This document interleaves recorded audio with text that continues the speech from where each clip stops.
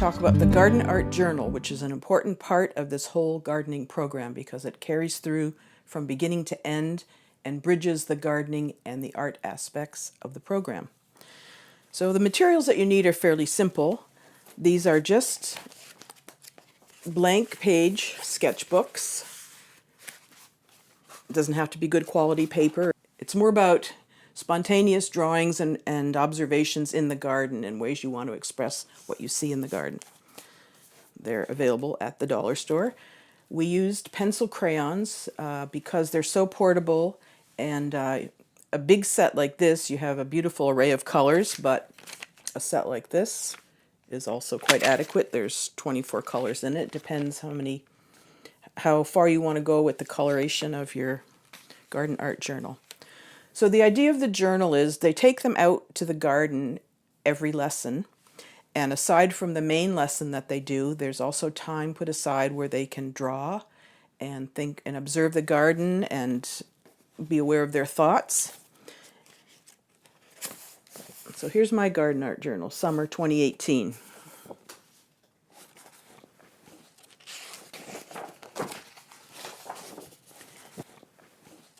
Here I've drawn a giant sunflower that's in my garden, and I've written in it as well. All the sunflowers in my garden this year were volunteers. I didn't plant them. They just appeared. They seem like plant people to me. They have a presence. I'll always think of summer 2018 as sunflower summer. So those kinds of things, where they can just, do a haiku. Sunflower yellow makes me smile. Things like that. Here's some kale that I drew, also from my garden. And I wrote, kale, I love the color of it, deep blue-green and purple veined. Seeds that I planted in the cold frame in early May germinated fast, and this incredibly vigorous plant is still growing and producing now into September. Kale is super nutritious. It's full of life energy, but it tastes a little weird. I'm going to overwinter some and eat it all winter anyway. And for this drawing, the kale was so thick and the shape so complex, I didn't quite finish the drawing because it just has all these curly leaves. Different colors in it. And here's Nasturtiums Flowers that I have in my garden. And I wrote, Nasturtiums, the colors are intense. Brilliant yellow, bright orange, deep red. I love the round umbrella-shaped leaves, some tinged with magenta. You can eat the flowers. They make a salad look beautiful. And you can also eat the seed pods, peppery and zingy.